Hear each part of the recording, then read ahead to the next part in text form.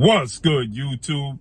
It's your boy, Blue Blood Sports TV, back at y'all with another one. So the goalpost has officially been moved. They have officially successfully removed the goalpost from one side of the field to the other with no replacement. What I'm talking about here is that Olympic silver medalist, undefeated, lightweight, superstar title contender, Keyshawn Businessman Davis, who is 12 wins, no loss, no draw, 9 wins by way of knockout. He is 25 years of age, 5'9" with a 70-inch arm reach. He dominated the toughest test of his career this past Friday in his hometown of Norfolk, Virginia, with his brothers on the undercard and his sisters singing the national anthem. This is what he delivered, with 10,600 fans in attendance and a $1.2 million gate. He, Keyshawn Davis, took on hard-hitting, rough, rugged, Argentinian star title contender, Gustavo Lemos, who arguably should have been 30 wins, no loss, and no draws. But he was 29 wins, 1 loss, no draw. But many people stated that and thought that he won his last fight, which was his biggest fight, which was against another star title contender at junior welterweight in Richardson Africa Hitchens. But Richardson Hitchens got the nod, nonetheless. In the week of this fight, to fight Gustavo Lemos, Keyshawn Davis did an interview with Najee from Cigar Talk. Shout out to Najee from Cigar Talk.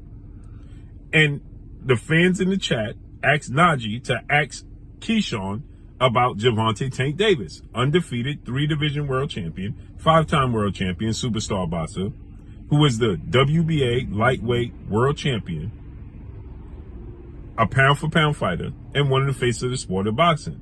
Gervonta Tank Davis, 30 wins, no loss, no draw, 28 wins by way of knockout, 30 years of age, 5'5" with a 67-inch arm reach.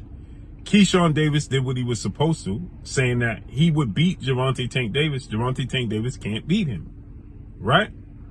And Tank Davis responded he wasn't happy, so much so that he directed it towards Najee from Cigar Talk, saying that he's not going to give him another interview. And he went off on Keyshawn Davis and included Keyshawn Davis' mother and family members, because Keyshawn Davis said that he's ready and Tank can't rock with him. What is he supposed to say? Tank got frustrated, so they went back and forth. After he dominated Gustavo Lemos, dropped him 3 times, he called out Tank Davis, as he's supposed to. They're in the same weight class. Tank Davis didn't respond. He didn't even acknowledge it. As a matter of fact, he stated that he didn't even watch the fights. But he sees everything, so we know he watched the fights, or he knew about it. And with that said, Keyshawn Davis did a live stream after the fight on his social media and called out Tank again. Then he went to the after party and he called out Tank again, as he's supposed to, right? Well, Gervonta Tank Davis's team has responded, and now they're deflecting from Keyshawn fighting Tank Davis to Keyshawn Davis fighting a guy, his rival, which is his biggest rival, which is a fight I definitely want to see, which is 2-time Olympic gold medalist, lightweight, star title contender, soon to be, because he stayed in the amateurs extensive long, in Andy Cruz, who is 5 wins, no loss, no draw, 2 wins by way of knockout, 29 years of age, 5'9" with a 70-inch arm reach. Now, they fought 4 times in the amateurs, 3 times in 2019, and Andy Cruz won all 3 fights. And then they fought once in 2021, and Andy Cruz won that fight, which was for Olympic gold. I actually thought that Keyshawn Davis won that fight against Andy Cruz. But nonetheless, Andy Cruz got the nod, and he became a gold medalist. Keyshawn was the silver medalist. So they're directing Keyshawn to fight Andy Cruz.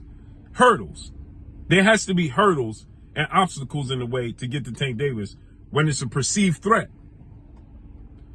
But now, Gervonta Tank Davis is on the verge of fighting a guy he already beat in the amateurs twice. Because if we're going off of what he did in the amateurs, because Coach Kenny Ellis and Coach Calvin Ford is saying, you need to fight Andy Cruz because he beat you 4 times in the amateurs.